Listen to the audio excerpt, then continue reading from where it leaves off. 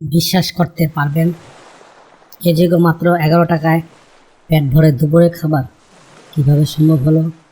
ইয়ামিনের এই অসাধ্য সাধন। হ্যালো প্রিয় বন্ধুরা, আজকের গল্পের নাম ইয়ামিনের 11 টাকার ভাতের হোটেল। বুড়ো বটগাছটার নিচে জেলা স্কুলের ঠিক উল্টো দিকে দাঁড়িয়ে আছে ইয়ামিনের 11 টাকার ভাতের হোটেল। জীর্ণ সাইনবোর্ডের ধুলো জড়েও লাভ নেই, নামটা সবারই মুখস্থ জানে। 11 টাকা, এই 11 টাকার বিনিময়ে মেলে এক থালা গরম ভাত, এক বাটি ডাল আর দিনের মেনু অনুযায়ী এক পদের সবজি। ইয়ামিনের এই হোটেল যেন সাধারণ মানুষের আত্মার মতো। তার হাসিটা বটগাছের ছায়ার মতো স্নিগ্ধ। সকাল 11টা থেকে ভিড় জমতে শুরু করে। রিক্সা চালক, মজুর, দিনমজুর আর স্কুলের পিয়ন, যারা শহরে ইটের ভাজে জীবন খুঁজে বেড়ায়, তাদের পকেটের ওজন খুব কম। তারা জানে অন্য কোথাও গেলে অন্তত 30 টাকায় খরচ হবে, কিন্তু ইয়ামিনের হাতে 11 টাকায় পেট ভরে যাবে। আজ সবজি মেনুতে আছে লাউ চিংড়ি। চিংড়ি খুবই সামান্য, কিন্তু স্বাদের জন্য যথেষ্ট।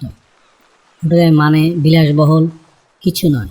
2টি লম্বা বেঞ্চি, একটি ঢাল খাওয়া টেবিল আর এক পাশে মাটির চুলায় ভাত আর ডাল হচ্ছে। ইয়ামিন শাল পাতায় ভাত বেড়ে দেয়, তার হাত চলে যেন এক যন্ত্রের মতো। ইয়ামিন ভাই, কাল শরীরটা ভালো ছিল না, আজ তাই সকালে চলে এলাম, বলল রিক্সা চালক শফিক মিয়া। ইয়ামিন মাথা নেড়ে বলল, আগে থেকে খেয়ে নাও শফিক মিয়া, শরীর ঠিক থাকলে কাজ হবে।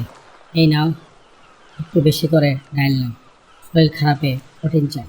শফিক মিয়া মাথা নিচু করে খেতে শুরু করল। এই হোটেলটা শুধু 11 টাকার খাবার বিক্রি করে না, এই জন্য এক ধরনের আশ্বাস দেয় যে দিনের শেষে ক্ষুধা নিয়ে ফিরতে হবে না। দুপুর 12:30টার দিকে হোটেলে ঢুকলো 2জন কলেজ ছাত্র। তাদের হাতে দামি স্মার্টফোন, পরনে ব্র্যান্ডেড টি শার্ট। তারা একটু সুস্থ করে বসলো।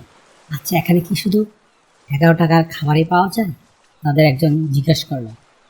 ইয়ামিন হাসি মুখে বলল, হ্যাঁ বাবা, ভাত, ডাল আর তরকারি 11 টাকা। ছেলেটি মুখ বাঁকালো। 11 টাকা? এখন তো একটা ফুচকাই 12 টাকা, শুধু ডাল, ভাত, তরকারি, মাংস টাংস নাই?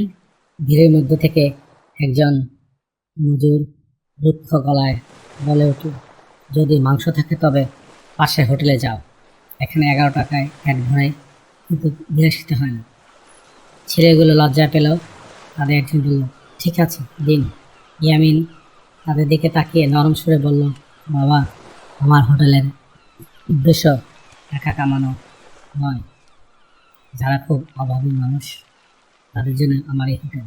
তোমরা বরং ভালো কোনো রেস্টুরেন্টে যাও, তোমাদের হয়তো এই 11 টাকার দরকার নেই। তবে ছেলেগুলো অবাক হয়ে ইয়ামিনের দিকে তাকিয়ে রইল। ইয়ামিন তাদের দিকে শালপাতা এগিয়ে দিয়ে বলল, আজ খেতে চাইলে খেয়ে নিন, কিন্তু মনে রেখো এই 11 টাকার মূল্য অনেক দিনমজুর মানুষের কাছে। বিকাল 1টার দিকে শেষ হাড়ির ভাত ফুরিয়ে গেল। ইয়ামিন চুলা নিভিয়ে বেঞ্চিগুলো মুছতে শুরু করলো। তার নিজেরও তখন হাফসাব অবস্থা, কিন্তু তার মুখে তৃপ্তির হাসি।